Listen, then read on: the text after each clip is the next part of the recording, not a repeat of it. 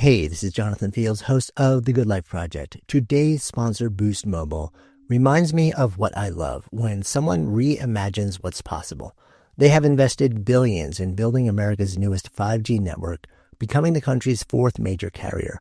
They are doing things differently, offering a $25 monthly unlimited plan that never increases in price and letting you try their service risk-free for 30 days. With blazing fast 5G and plans for all the latest devices, they're changing the game. Visit your nearest Boost Mobile store or find them online at boostmobile.com. On today's Smart 7, Trump's team top secret leak in the group chat, Reeves eyes more cuts and lots more. It's Tuesday 25th of March, it's International Waffle Day, and happy birthday Elton John. The Smart 7. It's news, but not the news.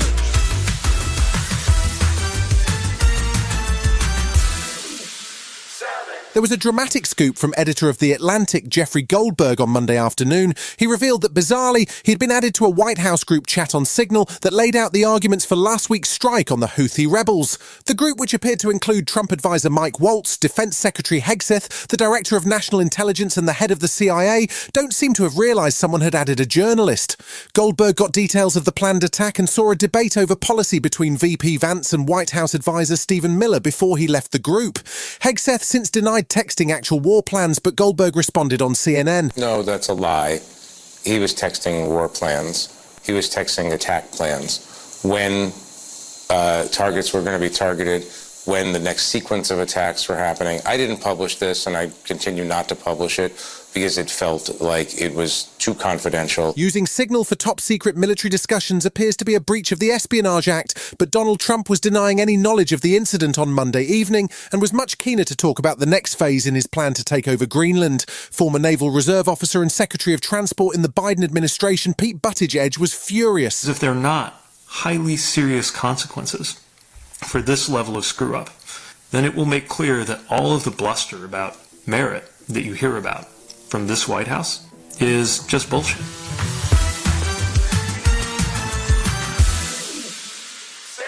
Wednesday will see Chancellor Rachel Reeves introduce her spring statement, which is expected to contain details of spending cuts focused on the civil service and welfare payments as the government seeks to balance the books. We can expect to hear more about the famous Tory black hole in the finances, but the Chancellor was keen to kill off one rumoured cut on Monday. I don't recognise those claims that the government are looking at means testing free school meals. In fact, this government are ensuring that all children get a good start to the day with a breakfast club, and helping all children get a good start in life. While that may make mums and dads breathe a little easier, the civil service unions aren't exactly thrilled that their members appear to be in the firing line. Paul Nowak is the Trades Union Congress Secretary General, and he told the World at One that while public service reform is important, it's investment that is required, not more cuts. The government set out on the right course at the last budget. They invested heavily in our public services because they've been broken after 14 years of Conservative governments. I want them to stay that course, to think, yes, about public service reform, but how we invest in our public services,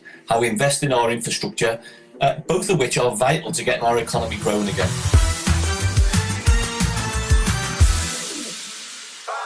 Despite the fact that Russia and the US were actually engaged in discussions around a Ukraine ceasefire, a Russian missile hit the city of Sumy in the northeast of Ukraine on Monday. More than 88 people were injured as talks in Riyadh went on, but there has been no sign of a breakthrough as yet. The talks are believed to be focused on halting attacks on energy infrastructure and a possible restart of the Black Sea grain deal, but longtime Putin critic Sir Bill Browder doesn't think the Russian president will agree to anything significant. What is Putin going to agree to back in Saudi Arabia? I don't know. But it doesn't seem to be a ceasefire. And so I wouldn't hold my breath that there's going to be any agreement because I don't believe Putin has any intention of doing a ceasefire.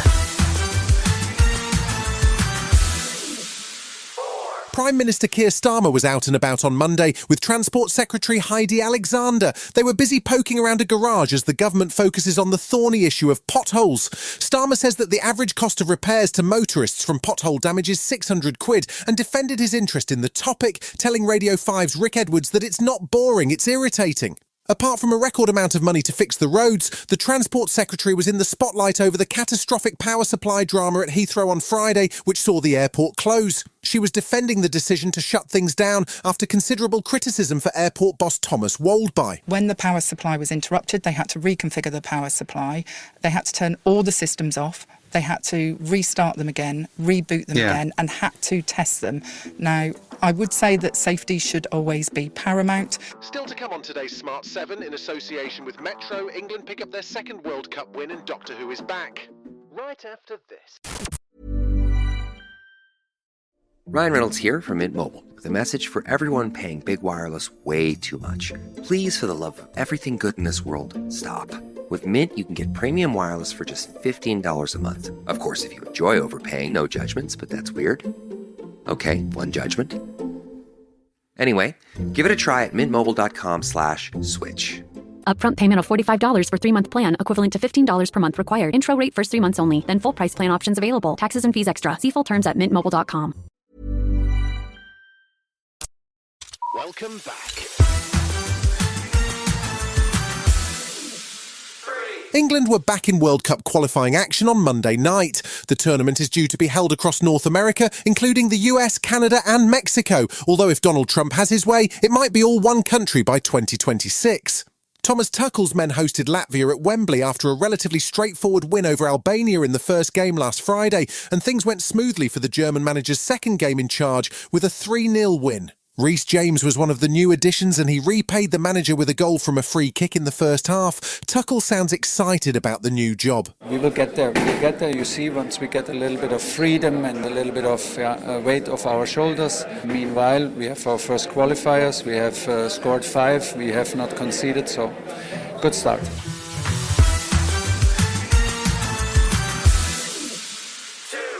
Blue Peter, the iconic BBC children's TV show, has come to the end of its live run.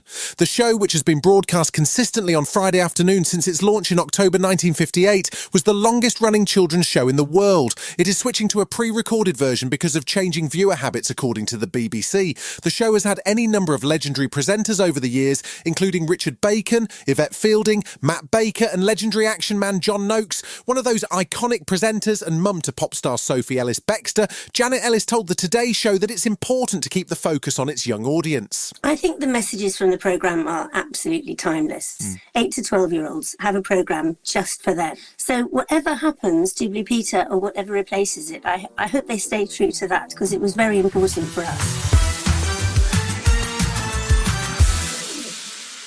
If you're a long-time fan of Doctor Who, you'll be delighted to hear the 41st season is about to drop. But it's not that simple. For those who've only been following Doctor Who since the 2005 reboot, this is actually season 15. Or if you're brand new to Doctor Who, you'll be looking forward to season 2 in the new Disney Plusified universe. Anyway, long story short, Ncuti Gatwa is back as the Doctor in the TARDIS, Russell T Davies is back as head writer and exec producer, and the first trailer has just dropped for the season, which hits the BBC and Disney Plus on April 12th. This should get you back. It is bigger on the inside than the outside. You need to get me home. You don't need to rush, because this is a time machine. Oh. You've been listening to The Smart 7. We'll be back tomorrow at 7 a.m. Hit that follow button and have a great day. Give us 7 minutes and we'll give you the world. The new Boost Mobile network is offering unlimited talk, text, and data for just $25 a month for life. That sounds like a threat. Then how do you think we should say it? Unlimited talk, text, and data for just $25 a month for the rest of your life? I don't know. Until your ultimate demise. What if we just say forever? Okay. $25 a month, forever. Get unlimited talk, text, and data for just $25 a month with Boost Mobile forever. After 30 gigabytes, customers may experience slower speeds. Customers will pay $25 a month as long as they remain active on the Boost Unlimited plan.